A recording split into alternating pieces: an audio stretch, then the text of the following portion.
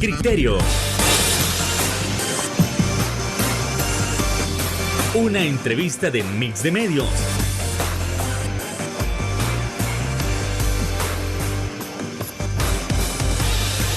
Que aborda frontalmente los problemas de El Salvador con los verdaderos protagonistas y plantea soluciones.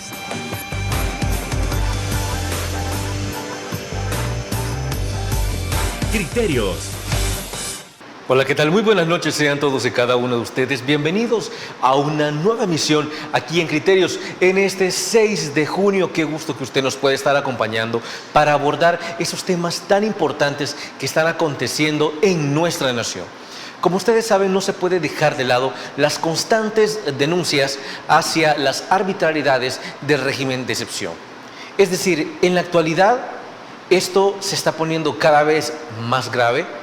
¿Qué sucede si el Estado le sigue haciendo caso omiso a los organismos internacionales?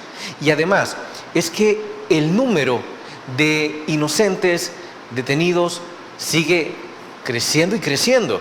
Bueno, eso más nosotros lo vamos a analizar esta noche con nuestra invitada estelar. Estamos hablando de la jefa de Estado de Derecho y Seguridad de Cristosal, Zaira Navas.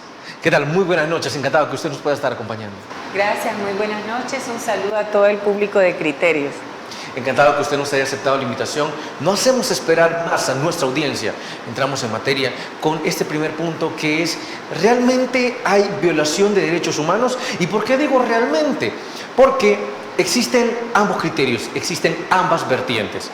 Aquellos que mencionan de que el régimen de excepción ha sido un total éxito debido a la erradicación o disminución de las pandillas, y aquellos que mencionan que entre tantos delincuentes, más de un inocente está pagando las consecuencias en el régimen de excepción.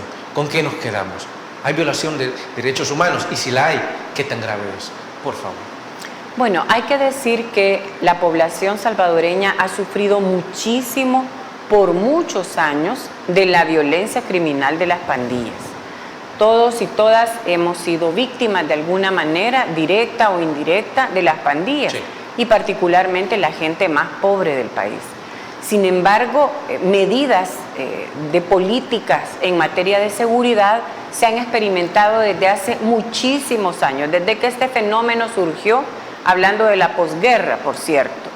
Sin embargo, estas políticas de manodurismo o de mano dura, recuerden el plan mano dura, super mano dura, etc.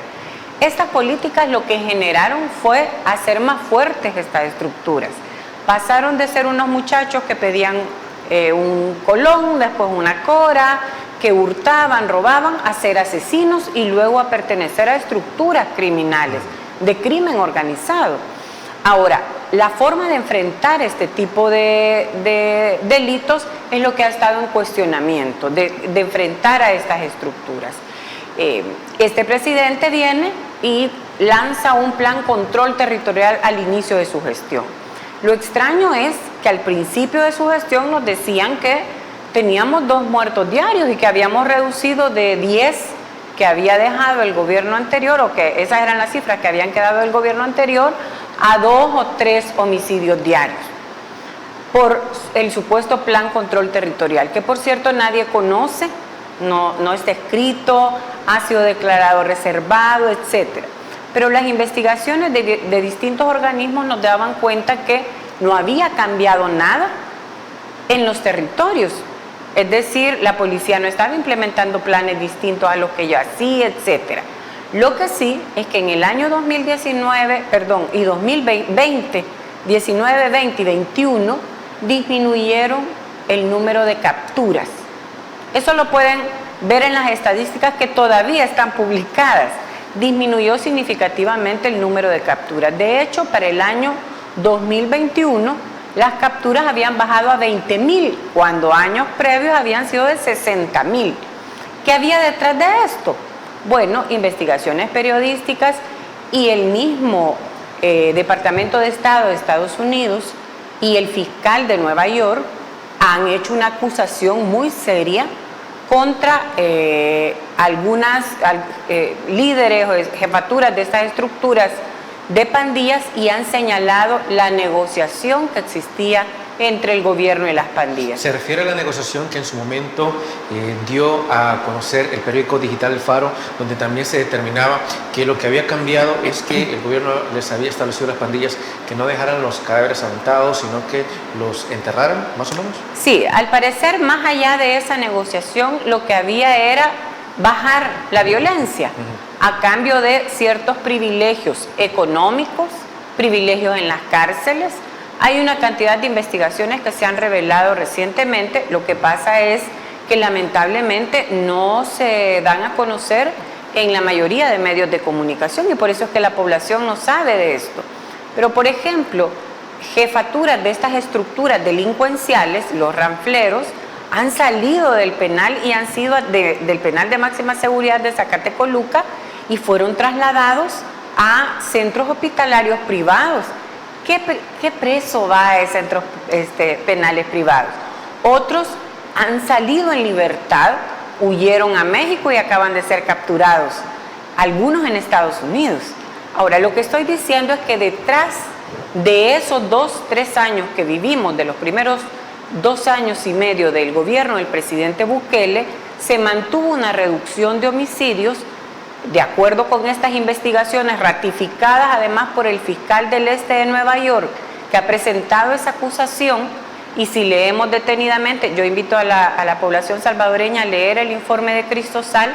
Hemos hecho un resumen de la acusación del fiscal de Nueva York.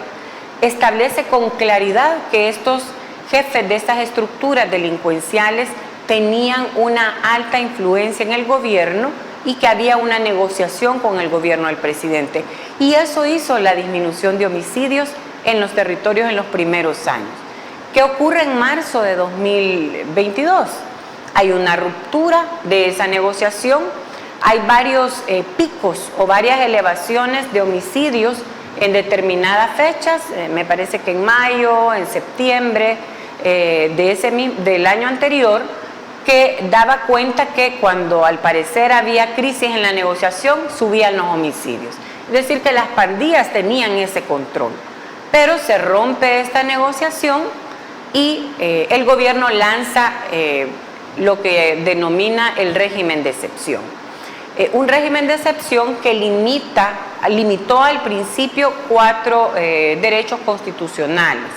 El primero es el derecho a la defensa técnica inmediata, ampliar los plazos de la detención provisional de 72 horas a 15 días, el no poder tener defensor en ese periodo, el no ser notificado de la razón por la cual está siendo detenido y la ampliación del periodo de la detención provisional. En aquel momento también se limitó el derecho de manifestación o el derecho de asociación.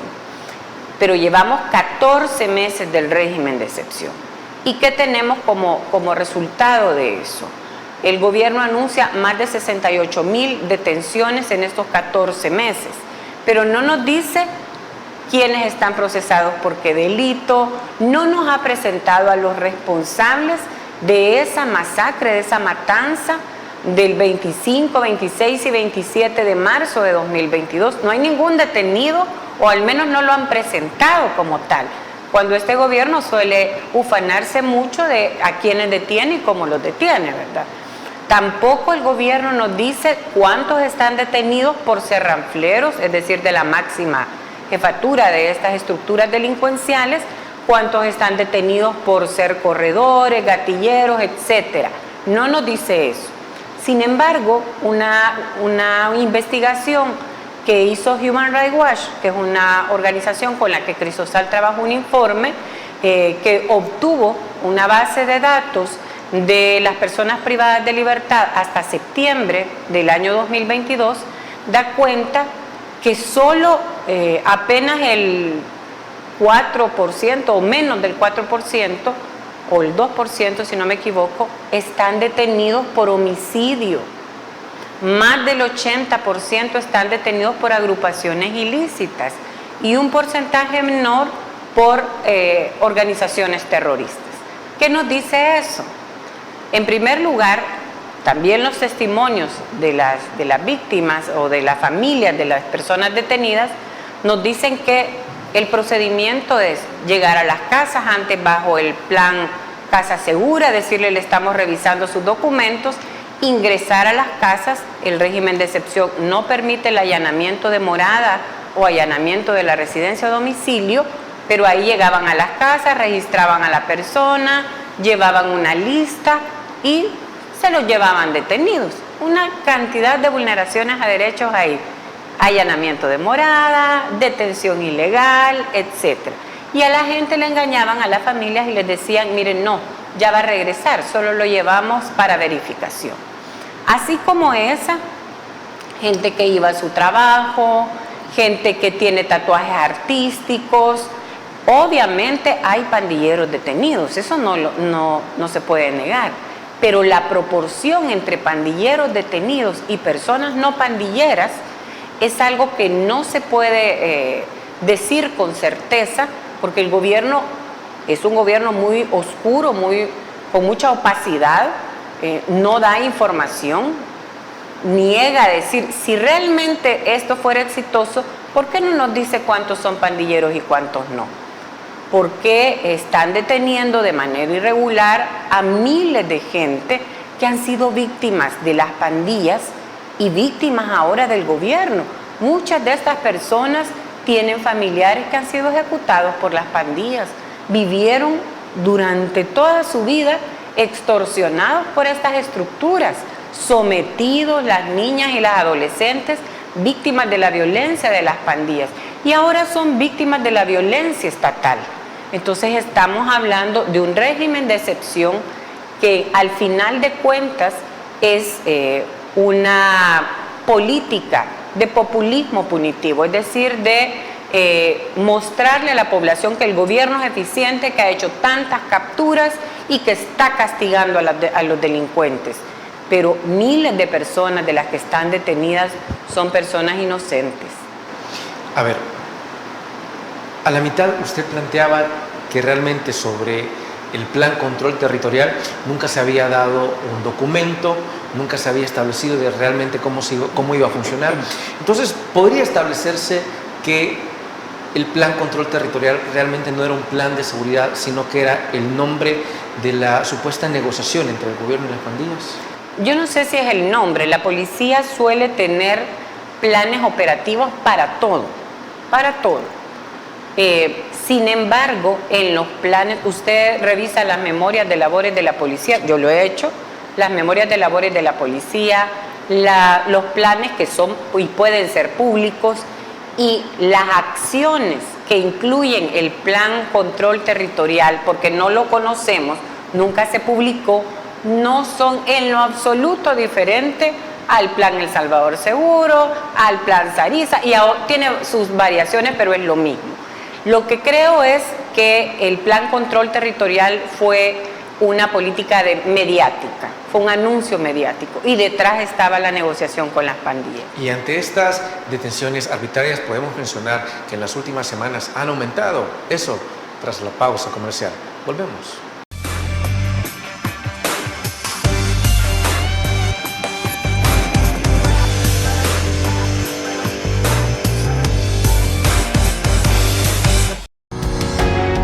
Samvar, una empresa que cree en la sostenibilidad ecológica y en la cultura de productos biodegradables en El Salvador, decididos a proveer las mejores soluciones en limpieza, porque cuidar el medio ambiente es tarea de todos.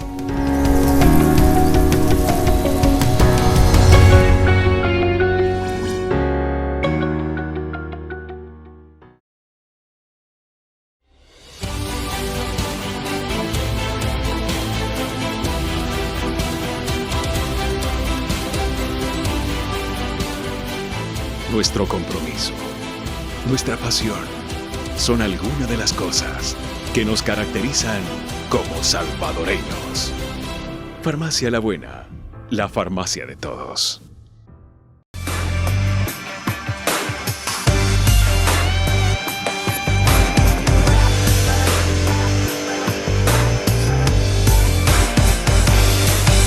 Gracias por continuar con nosotros. Y es que siempre en el marco del régimen de excepción, siempre o casi siempre se pueden escuchar capturas arbitrarias. Desde luego que la población percibe una disminución en los pandilleros, una disminución de homicidios, pero al mismo tiempo también hay un aumento de personas capturadas que no tenían nada que ver con estos grupos criminales. Si usted se recordará, durante los primeros meses del régimen de excepción, en las redes sociales, usted podía leer sobre ciertos comentarios en los que se decía: si usted no tiene nada que temer, si usted no debe nada, no tiene nada que temer. Pero si usted se pone nervioso porque se le acerca un militar, si usted se pone nervioso porque se le acerca un policía, entonces quiere decir que usted tiene cuentas pendientes con la justicia. Cuando ponerse nervioso es algo propio del cuerpo humano, es algo natural. Entonces, se tienen datos sobre las formas arbitrarias en las que han sido capturadas personas solo por el hecho de ponerse nerviosos, no por haber hecho realmente un acto delictivo. Por favor. Por supuesto, precisamente esas son las situaciones gravísimas. Yo ya explicaba que el allanamiento en las casas ha sido como la práctica más común. Sin embargo, los métodos de detención han ido variando. Se ha ido a detener a personas que están en las paradas de buses, que van para su trabajo, algunos en empleos informales y otros en empleos formales. Y en el registro, en el acta policial, se consigna es porque era sospechoso. Cuando dicen que era sospechoso, no dicen cómo es que era sospechoso, qué conducta tenía, y luego al interrogarlo se puso nervioso. Usted lo acaba de decir muy bien. Mire, yo si veo un perro grande que me ladra, me pongo nerviosa. Entonces... No porque usted le ha hecho algo al perro. Pero yo no le he hecho nada al perro. Es simplemente porque es una reacción natural del cuerpo. Sin embargo, en derecho, como usted bien lo sabe, lo que se sanciona es la conducta delictiva. No es que usted se puso nervioso, no es que usted titubeó, no es que usted parpadeó, no es nada de eso. Eso es sumamente grave, que capturen por estar nervioso, que lo capturen por tener tatuajes. Mire, la última generación, estoy hablando de las personas de 30 años o menos, quizá de 40 hacia menos años, son personas que no vivieron la ley antimaras y no vivieron la persecución en este país, que estaba proscrito tener tatuajes. Entonces, para la gente es muy natural tatuarse, pero esta gente ha sido detenida por tener tatuajes. ¿Cuál es el criterio que utilizan soldados? Con el respeto que se merecen los profesionales, los que son profesionales militares, pero en el caso de los soldados, son personas con 4º grado, ese es el requisito para ser soldados, con 4º grado de instrucción, así es, reciben 2 meses de formación, y ellos, violando la Constitución, ya no andan acompañando a policías para hacer registros o para temas de seguridad, ya no están en una labor de apoyo a la policía. Nosotros hemos visto que el presidente de la República le ha dado todos los poderes al ministro de la Defensa, y militares y soldados hacen capturas a diestra y siniestra. Hemos conocido casos de comunidades donde soldados están acechando a adolescentes, a jovencitas, etcétera, y a jóvenes. A esto le suma que la persona tiene 2 corazones, eso es ser pandillero, o tiene cualquier tipo de tatuajes.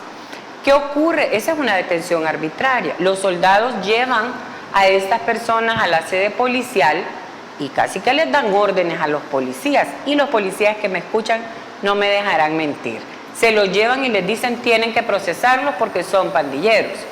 Ya ocurrió varios casos en los que se trató de procesar a policías porque no les querían recibir a detenidos porque consideraban que no había ningún elemento, pero como los soldados lo habían capturado, aunque quiero decir que la mayoría de detenciones arbitrarias ocurre por policías, y las detenciones o la práctica de detenciones más arbitrarias se dan por vivir en lugares donde hay o donde hubo alta presencia de pandillas y que ellos controlaban la zona. Quiero también preguntarle si entre las estadísticas se sigue mostrando que las detenciones arbitrarias aún son por cuotas.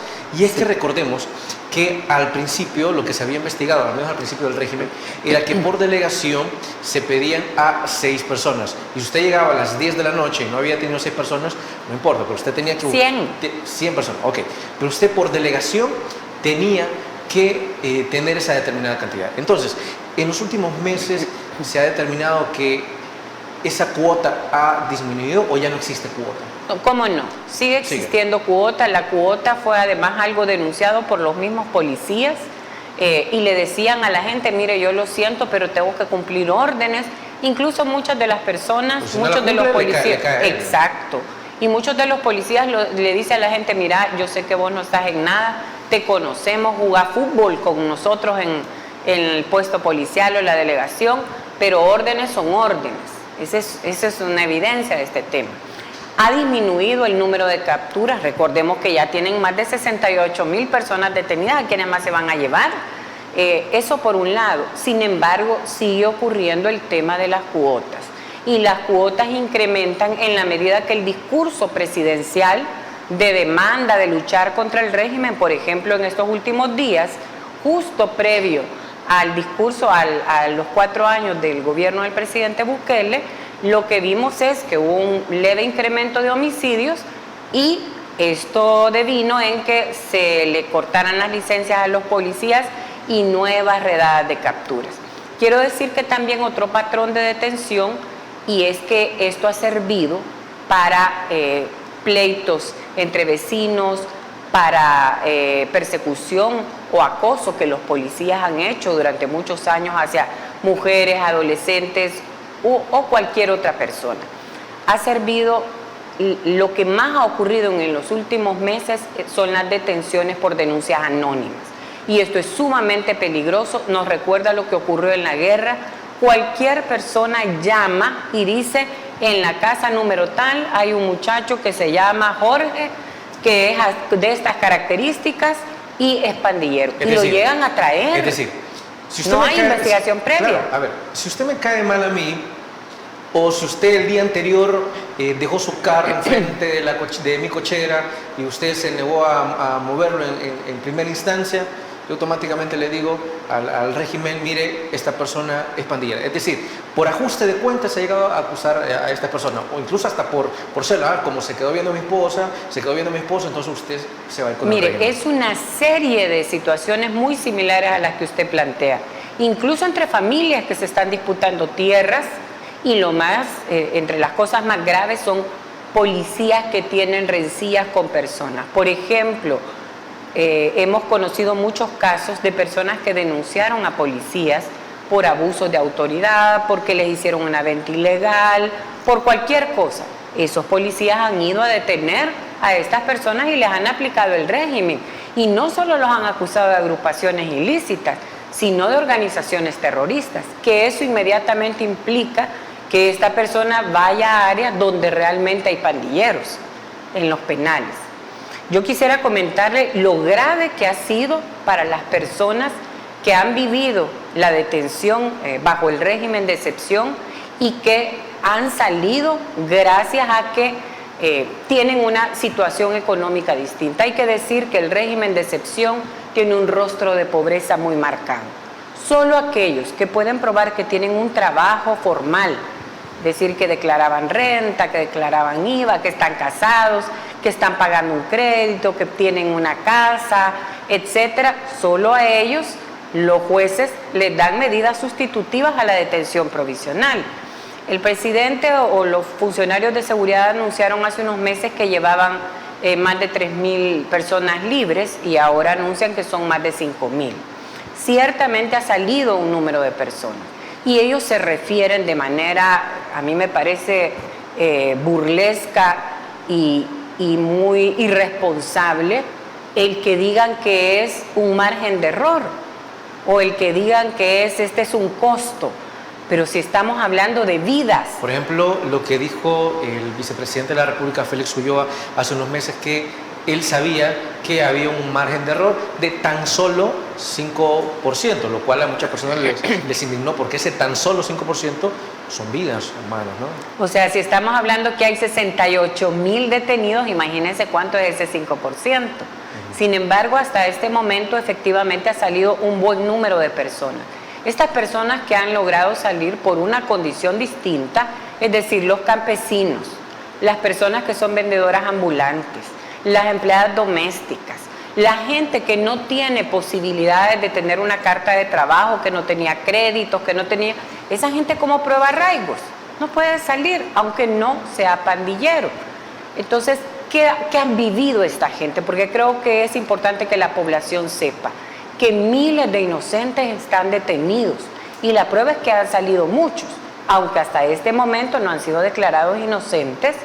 En su mayoría son gente que no tiene nada que ver. Quiero decir que las investigaciones de Cristosal nos han llegado a determinar que la gran mayoría de estas personas ha recuperado su trabajo, y aquí hay que agradecer a la solidaridad de jefes, de la comunidad, de la gente que se ha unido a poner firmas, a apoyar incluso a las familias para que puedan pagar el paquete alimenticio.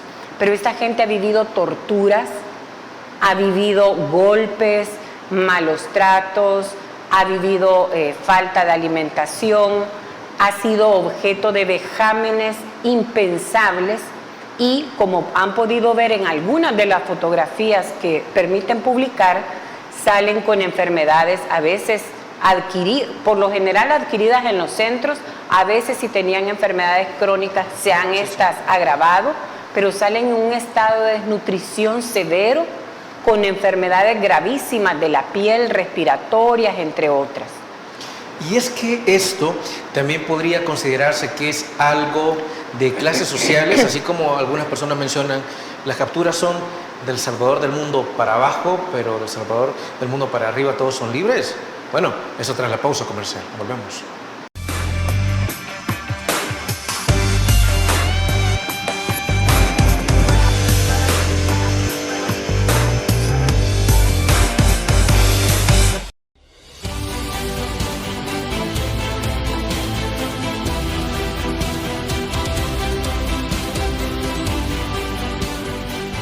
Nuestro compromiso, nuestra pasión, son algunas de las cosas que nos caracterizan como salvadoreños. Farmacia La Buena, la farmacia de todos.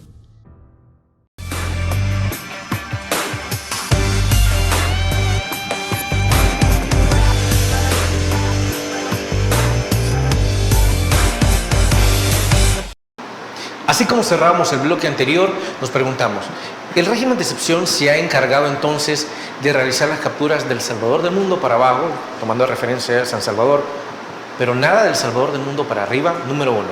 Y número 2, las muertes ocurridas bajo el régimen de excepción han sido conocidas por organismos nacionales y organismos internacionales, al grado que se ha llegado a determinar que se ha utilizado la tortura. ¿Esto es cierto? Por supuesto. Quiero decir que nosotros creemos que hay un número muchísimo mayor de personas que han muerto al interior de las cárceles o bajo custodia estatal, ya sea en Bartolinas, siendo trasladados, etcétera. Pero esto es responsabilidad del Estado. Yo quiero decir que la Constitución de la República, en su artículo 27, establece con mucha claridad que el Estado es responsable de las cárceles y que las cárceles buscan la rehabilitación y la resocialización, no el castigo, no la tortura, no los tratos crueles, inhumanos y degradantes, y mucho menos para personas, para nadie, ¿verdad? Pero lo que tenemos con el régimen de excepción es que ninguna persona fue investigada previamente, ninguna persona ha tenido acceso a un juicio. Todas fueron a una audiencia de imposición de medidas donde se decretó la detención provisional. Hasta este momento no ha habido audiencia de instrucción o una audiencia donde se ventilen las pruebas de que se le acusan. Esto es importante decirlo porque dentro de las cárceles el Estado tiene la responsabilidad, la custodia y eso implica que lo priva de libertad, pero tiene el deber de garantizarle la vida, la salud y la alimentación. Está privado de libertad para que no cometa delitos. Pero el Estado se vuelve un Estado criminal cuando, en lugar de hacer eso que la ley y los tratados internacionales le mandatan, lo que hace es torturar, es dejarlo sin comer, etcétera. Y lo hacen con todos. No, el gobierno y el mismo presidente dice que no coman, que sufran lo que... Y hay varios discursos de él, ¿verdad?, tratando de venderle a la población en este discurso populista que tiene, que han hecho tanto daño que se merecen eso y más. Este es un Estado que se vuelve criminal, primero porque la legislación no permite ese tipo de castigos. En segundo lugar, porque estamos hablando de que la mayoría, ninguna de las personas ha sido procesada y sancionada y condenada por ser delincuente, los del régimen estoy hablando. Y nadie tiene derecho a que sea castigado. ¿Qué hemos investigado nosotros? Hemos documentado hasta el momento, durante el primer año, 139 personas que han muerto estando detenidas por el régimen de excepción. 26 casos seguros de muertes violentas, en que en su mayoría presentaban golpes evidentes con los batones o macanas, como son conocidos en El Salvador, se llaman tonfas, las que usa la policía, que están claramente marcados en los cuerpos, que tienen heridas, que obviamente les han dado golpes en la cara, en el estómago, tienen fracturas, etcétera. Hay un rito para el ingreso a la cárcel, que es bajarlo del microbús, tenerlo hincado durante 1 o 2 horas sobre grava o sobre piedra, hacerlos avanzar, irlos golpeando cuando van ingresando. Eso les rompe. ¿Hincados? Hincados y a veces en cuclillas. Los incas caminan en cuclillas, etcétera, y los van golpeando cada vez que ingresan. Al llegar a la celda, los vuelven a golpear. Esto ha sido reiterado por cientos de personas a las que hemos entrevistado que han salido con medidas sustitutivas. Esto, además de las ejecuciones que ocurren al interior de las cárceles, estamos hablando de personas que han muerto ahorcadas, estranguladas, que han muerto por trauma cerrado de tórax, se llama el término técnico, pero realmente es que le golpearon de manera con objetos contundentes, con puños o con objetos en el estómago, de modo tal que le causó la muerte. Personas que han sido golpeadas de tal manera que el dolor y el sufrimiento de esas fracturas o de esos golpes les causó la muerte. 139 casos documentados. En abril hubo otros 14 y a esta fecha hemos logrado identificar a otro grupo y ya estamos por 161 personas, solo las que hemos documentado. Sin embargo, los testimonios de las personas que estuvieron detenidas nos dicen haber visto morir 10 personas en su celda, haber visto morir 3, etcétera. Y a eso le sumamos que hay de manera sistemática torturas por parte de los custodios. Por ejemplo, a veces los sacan de las celdas, le echan jabón y agua al piso, los hacen correr en cuclillas y el que se cae es golpeado. Así murió un señor ya mayor, como de 50 y tantos años, de acuerdo al testimonio de 2 personas que fueron entrevistados por Cristo. ¿Se ha determinado que la mayor parte de muertes ha sido por custodios o ha sido por los mismos pandilleros encerrados? Eso es algo que no se puede determinar hasta este momento. Sin embargo, el tipo de golpe da lugar o da evidencia de que se trata de producidos por agentes custodios. ¿Por qué? Por la naturaleza. Le estaba hablando que tienen golpes marcados de las tonfas, pero además por los testimonios de las personas que han salido en libertad, quienes nos dicen, además, haber visto choques eléctricos en Mariona, por ejemplo, en la fase 4, 5, 2, 3, 4, 5, donde ubicaban antes del traslado al SECOT a pandilleros, algunos de mayor, según ellos, mayor peligrosidad y otros no tanto. Ahí El tema es desde que ingresan aquí se van a morir, insultos y choques eléctricos permanentes. Los ponen en la cancha para que todos los que están alrededor vean esa tortura. ¿Cómo se le puede o qué se le puede contestar a un selecto grupo que menciona que la muerte en los centros penales es cosa de todos los días y ha sido cosa de cada año? Entonces muchos dicen, mire, ¿por qué se alarma si cada año siempre hay muertes de esa magnitud? ¿Cómo se le puede responder? En primer lugar, es que si somos seres humanos y si somos cristianos, tenemos que alarmarnos por cualquier muerte. En segundo lugar, decirles que hay una diferencia sustantiva con respecto a las muertes que ocurrían antes y las muertes que tenemos ahora. ¿Por qué? Porque esas muertes que se producían en los centros penales antes eran claramente en medio de riñas de pandillas de detenidos. Sí, sí. El tipo de golpe era distinto y las autoridades investigaban, bueno, casi nunca han investigado a fondo las muertes de las personas porque quienes están detenidos son consideradas personas de tercer nivel. Sin embargo, si daban información sobre cómo murió, había autopsia, etc. Y las autoridades decían la causa de la muerte. Además, se permitía investigar desde la Procuraduría de Derechos Humanos, desde otros organismos, qué es lo que había ocurrido. Pero ahora estamos hablando de una política deliberada de tortura que además ha sido, como digo, documentada por nosotros a través de entrevistas directas a personas que presenciaron eso. Es más, uno de los jóvenes que fue asesinado durante el régimen y muere 2 días después de salir de detención de libertad, pudo contarle a su familia todo lo que vivió. De acuerdo con el dictamen de medicina legal, muere por una causa natural, pero los exámenes posteriores que se le hicieron es que tenía deshecho el estómago, vomitaba sangre y la persona le pudo contar a su familia que lo golpeaban todos los días que salían a comer, que él estaba en un estado de desnutrición tan severa porque se escondía y trataba de no salir a comer para evitar que lo golpearan, pero por no salir también lo golpeaban.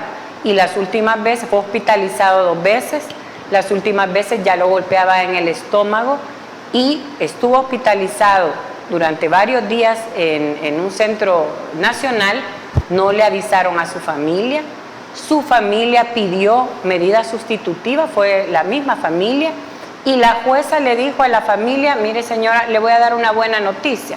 Después de 8 meses de que el joven estuvo detenido, le voy a dar una buena noticia. Le dijo, su hijo, cuando estuvo en Izalco, se le pasó una prueba de polígrafo y salió que es inocente.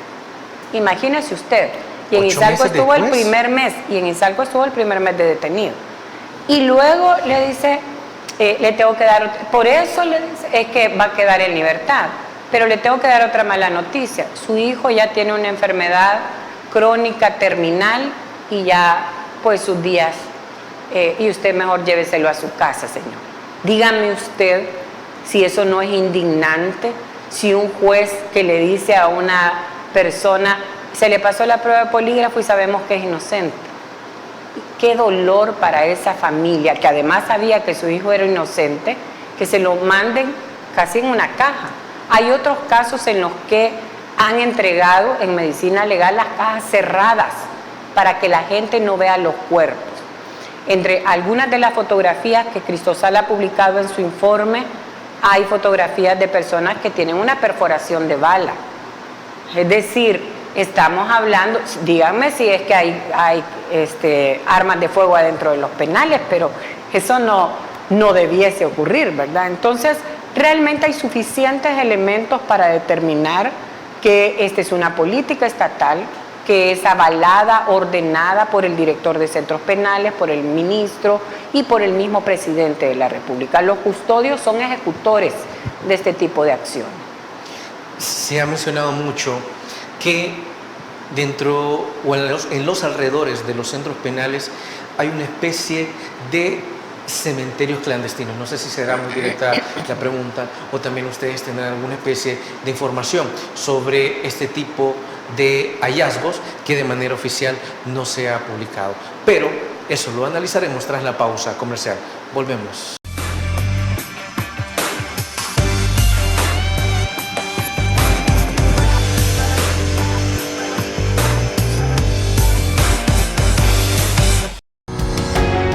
Samvar, una empresa que cree en la sostenibilidad ecológica y en la cultura de productos biodegradables en El Salvador, decididos a proveer las mejores soluciones en limpieza, porque cuidar el medio ambiente es tarea de todos.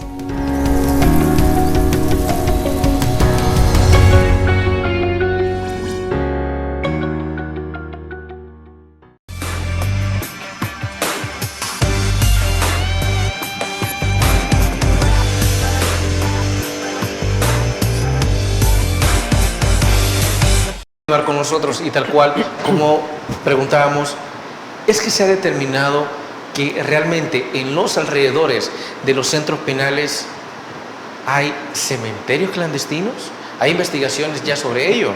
Por favor.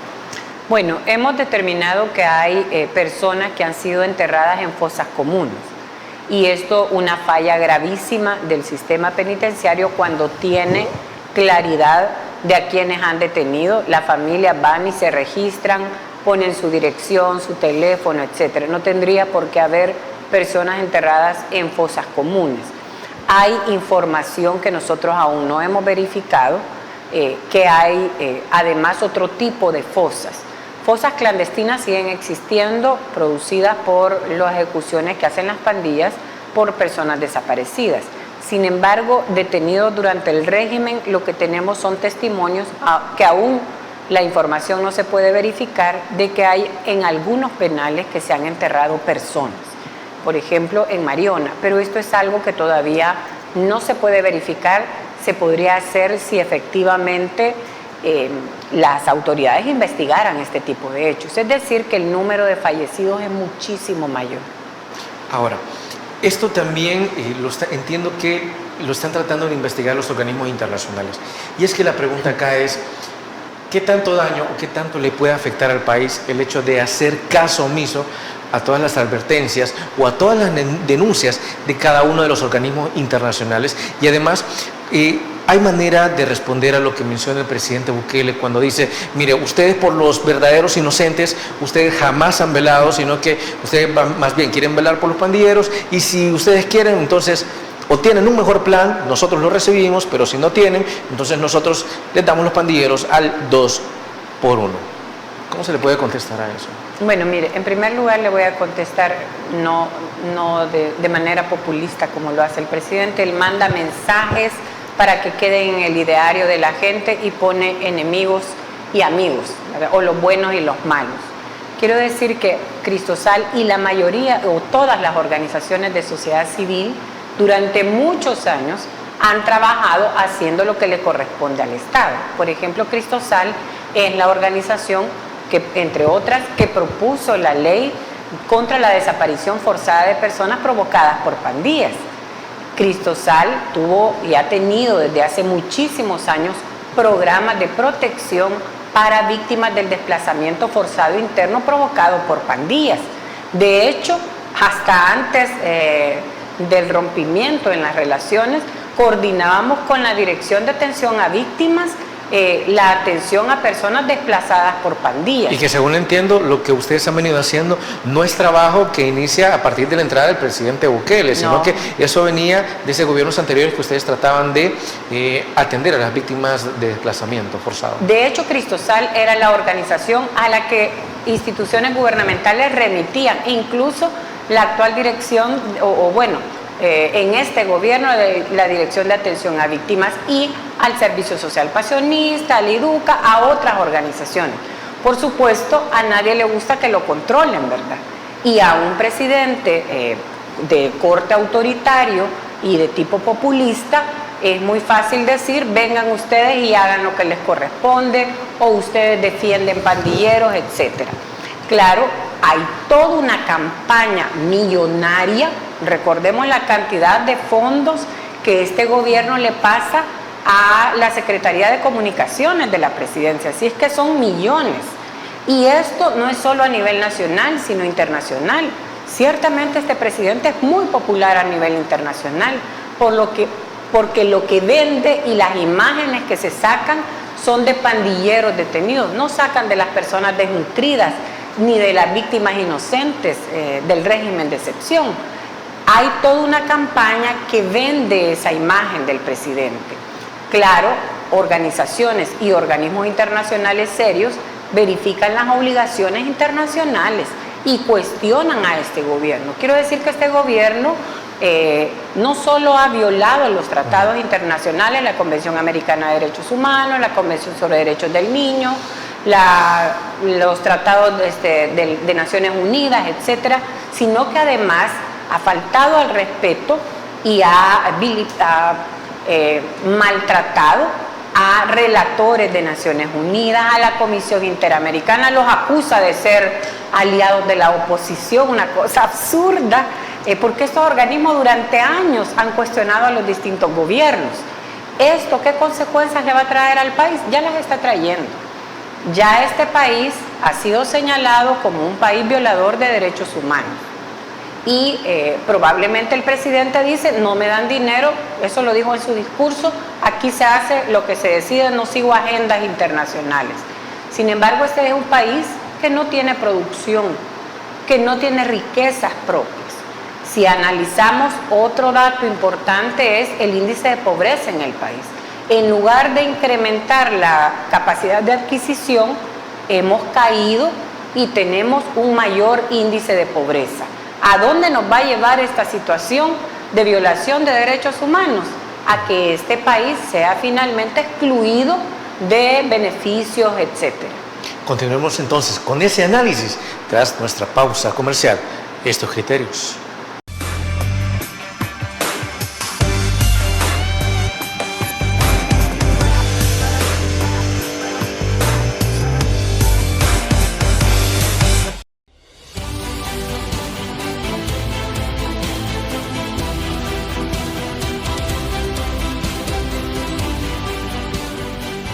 Nuestro compromiso, nuestra pasión, son algunas de las cosas que nos caracterizan como salvadoreños. Farmacia La Buena, la farmacia de todos.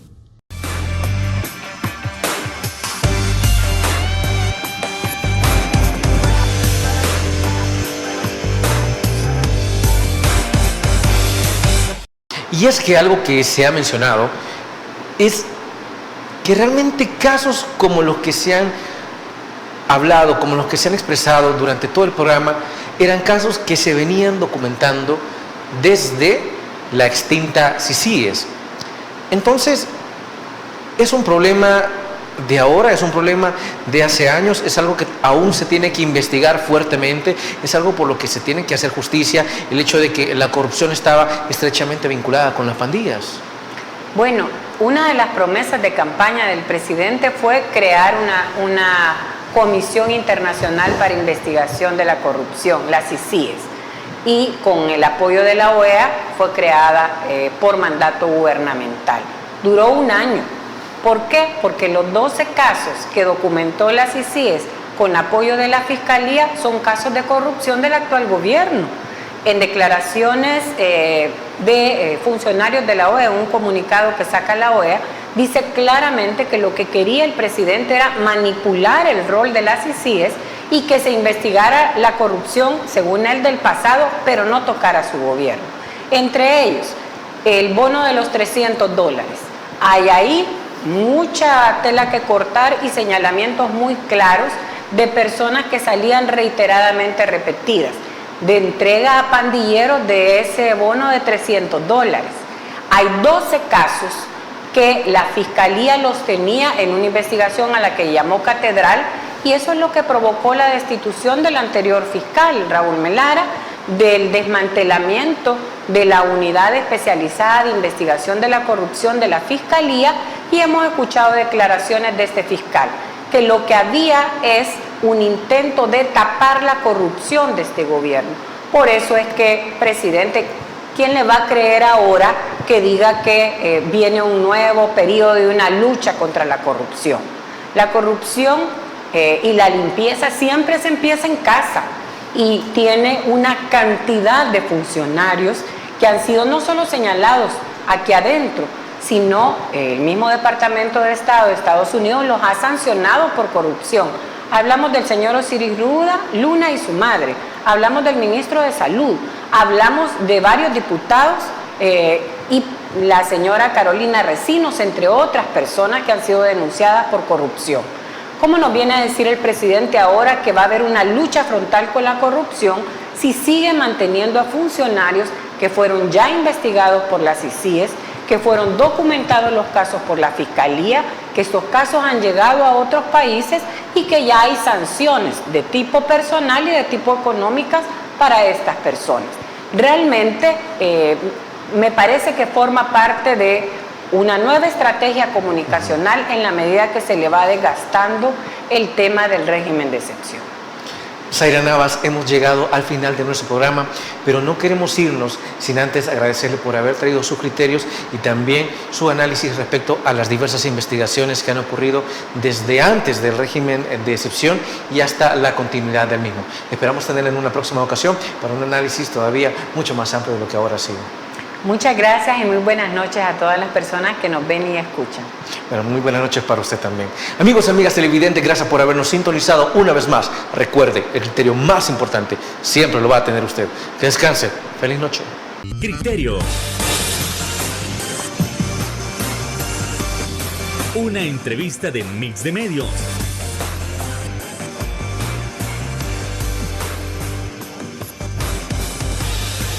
Que aborda frontalmente los problemas de El Salvador con los verdaderos protagonistas y plantea soluciones.